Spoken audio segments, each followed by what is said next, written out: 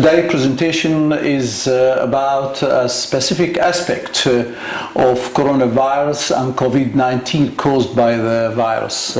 It's about the gastrointestinal and hepatic involvement by COVID-19.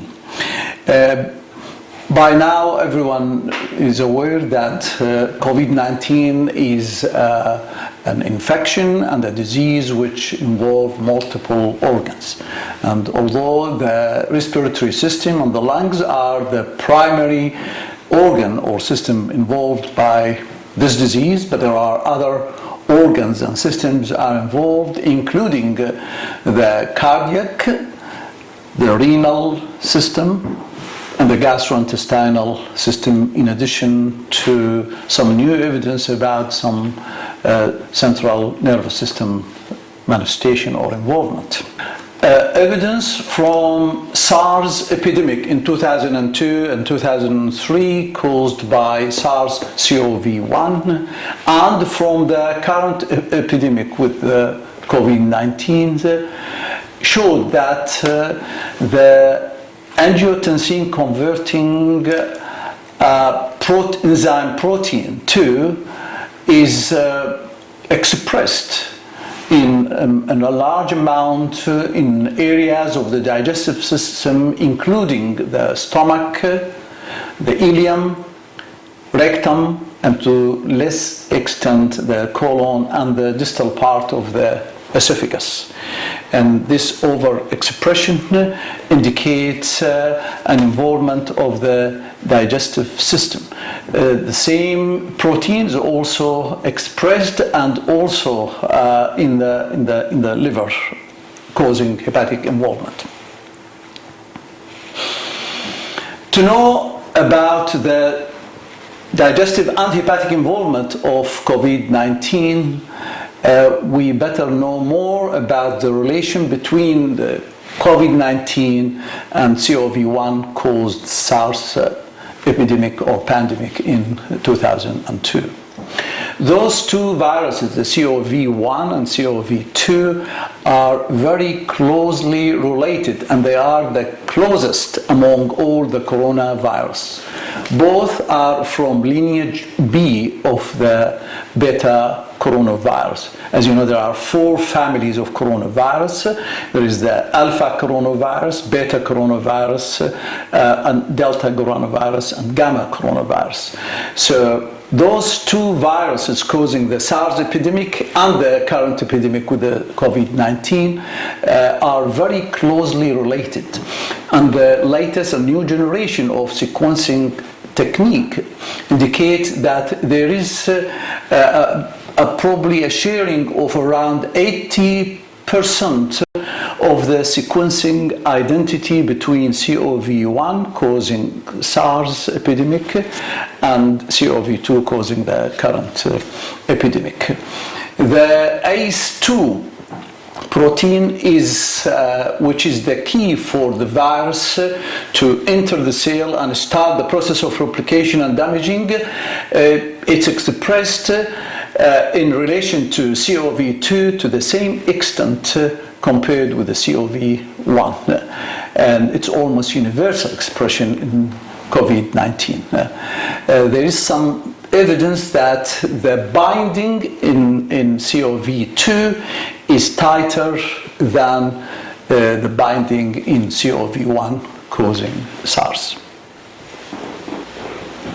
To know more about the current epidemics, we extrapolate some evidence from the involvement of the digestive system and the liver in SARS epidemic.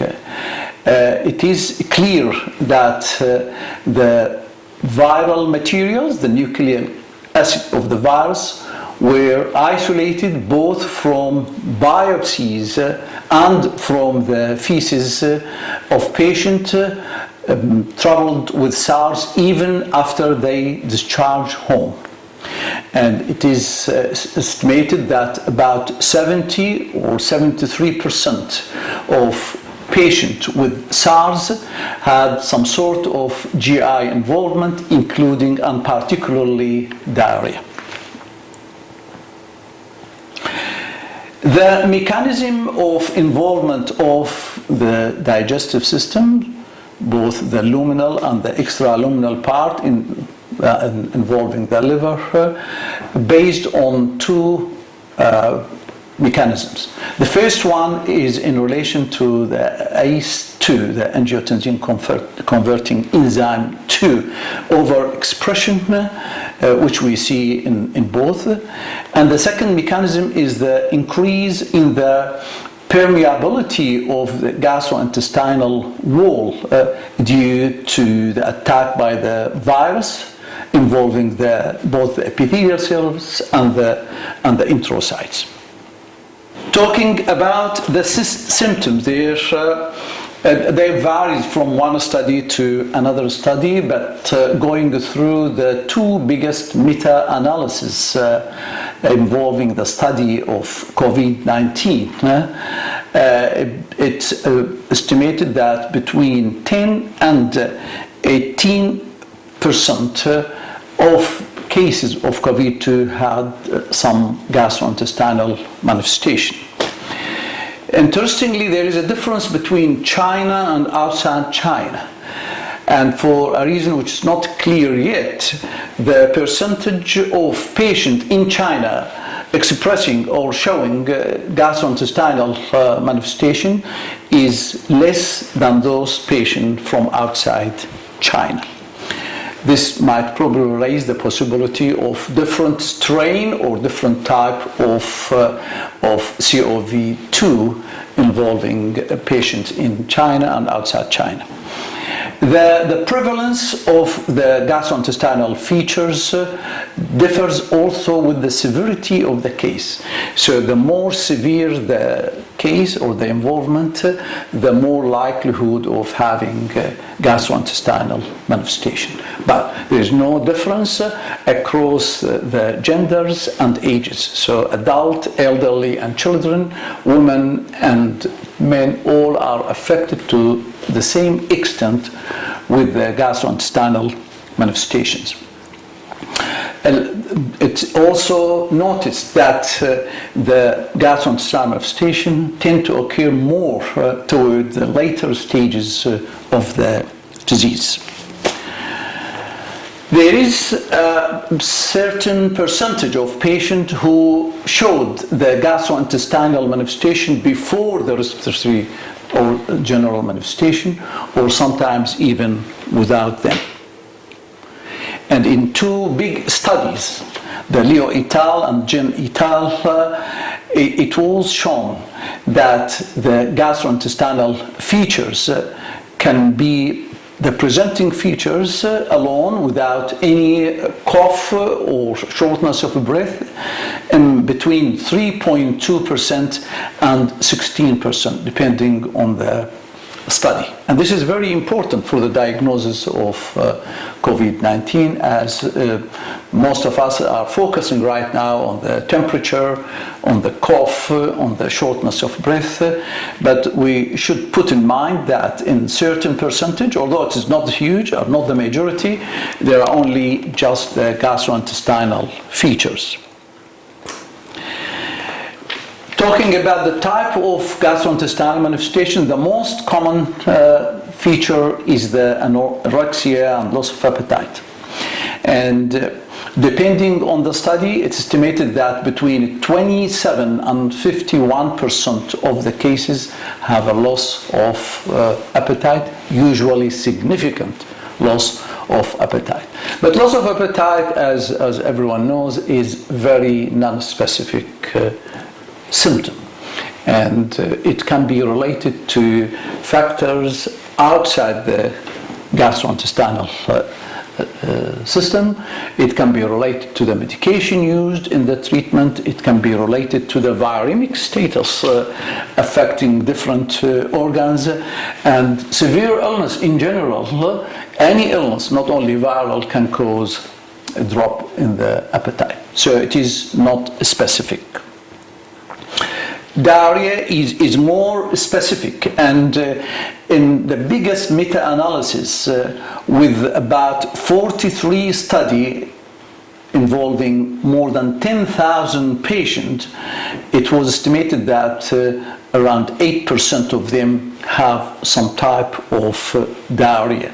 And again, there is a difference between China of about 5% of the patient, and outside that China up to 18% of the patient showed diarrhea. The diarrhea we talk about here is a mild to moderate diarrhea, anything ranging between 2 and 10 bowel motions, which are usually watery, and they are usually not associated with any rectal bleeding. The diarrhea tend to occur over a period of 4 days. Then it settled. And it is specific diarrhea in that cultures on the stool done showed no infection, no parasite, and not even the toxin for Clostridia difficile. So this is specific diarrhea related to COVID-19 manifestations. The diarrhea tend to occur after admission, and only in those cases we mentioned, the diarrhea can be the presenting symptom.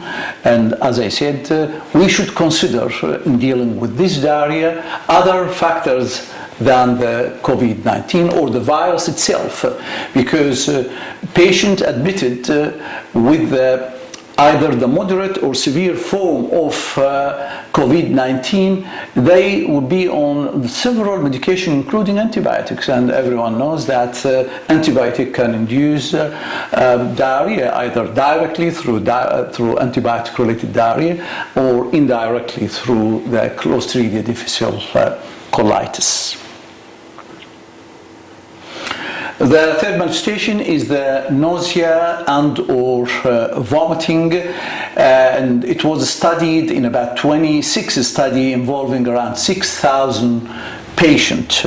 These figures are up until mid-April, and the number also varies between China with around 8% involved and outside China with about 15% of the patient involvement.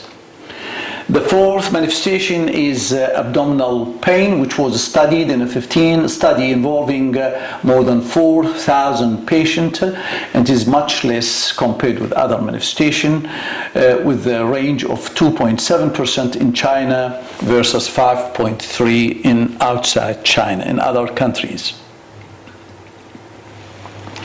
Now, I stop at the fecal shedding of the virus or viral material, the nucleic acid viral material. Using the PCR technology or test, which is the same technology used for checking and diagnosis the COV2 from the swabs, it was estimated that between 36% and 53% have a positive PCR testing of the fecal materials, and they tend to appear, those test positivity tend to appear 2 to 5 days after the positivity of the swabs, the oropharyngeal swab. And it is important to know that the fecal PCR is as accurate as the respiratory swabs PCR. The concomitant positivity for PCR testing reach around 50% between the swabs taken from the respiratory tract and the fecal material. It was documented that the PCR continued to be positive on a fecal material up to 1 to 11 days in around 23 to 82% of the cases, depending on the study. So the positivity continue, although the swabs, repeat swabs, at the discharge of the patient is negative. And here I stop at a very important point, whether the fecal material are infective or not. Up until now, there is no definitive answer, but it's thought that if the viral load in the fecal samples is high, then there is a chance for the feces to transmit the virus. The viral material can be isolated also from the saliva, and interestingly, it can be isolated from the saliva when the swabs, the oropharyngeal swabs, are not positive yet. And it was thought that this isolation decrease in concentration as the disease progresses. Up until now, there is no use for the saliva in the testing of the COVID-19. Now, the implication of fecal shedding related to the latest protocol practiced both in China by the China Health Agent, National Health Agent, and by the Center for Disease, the CDC in the United States. To start with, both high authorities recommended that the patient cannot be discharged from hospital unless there are 2 negative PCR testing of the respiratory samples with a 24 hours time difference between the two. Only then the patient can be discharged toward the 2 weeks isolation. The American Gastrointestinal Association, in its latest statements, appeared early May, recommended 2 recommendations in relation to the possibility of transmission of the disease through the fecal material. The first recommendation is that discharged patient during the 2 weeks of isolation should practice a tighter protocol, both for hand hygiene on one side, both for sanitizing and disinfecting the sinks and the toilet, and they shouldn't share their toilet with the other members of the family. The second recommendation is that before allowing the patient or the ex-patient ending the isolation period of 2 weeks, he should have a negative fecal testing by PCR. Otherwise, the isolation should extend longer. And I think this is a new recommendation that we were not aware of. But this is the latest, and it's coming from the American Gastrointestinal Association. Now, the COVID-19 in the liver, also we extrapolate the experience, data, and information coming from SARS epidemic in 2002-2003. So up to 60% of patients affected by SARS have a liver involvement, usually in the form of deranged liver function test, and biopsies taken confirm the presence of viral nucleic acid related to COV1. The mechanism of liver involvement or liver affection by the COVID-19 and by SARS was related to 4 factors. The first factor is the direct impact of the virus on the liver cells, whether they are the cholangiocytes or the hepatocytes. The second factor is an effect of the medication that the patient receives in the form of antibiotics, antiviral, and sometimes in the form of steroids. The third factor is the overstimulation of the immune system through the surge of the cytokines, particularly the interleukins, interleukin 2, interleukin 6, interleukin 12 and 18, in addition to the tumor necrosis factor and other cytokines. The fourth factor is non-specific. The liver is a target of many general non-specific condition. In fact, any viremia or bacteremia can end with a hepatic derangement of liver function and an impact on the liver. Any hypoxia and drop in the blood pressure, which is commonly seen in the 5% extreme cases of COVID, can end with ischemic changes in the liver, which is reflected on derangement in the liver function test. So there are some non-specific factors, and it's thought that these four mechanisms are the mechanism of involving the liver in COVID-19 as well as SARS.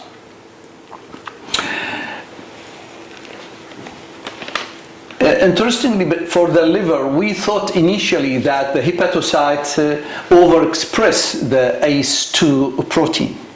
But it appears that, and this is something specific for the COVID-19 and CoV-2, that the overexpression of ACE2 is more in the cholangiocytes, about 60%, versus less than 3% in the hepatocyte. So the involvement of the intrahepatic bile ducts and to some extent the extrahepatic bile ducts is more through the presence of the ACE2, although this is not reflected on the type of LFT derangement, as I'm going to explain soon.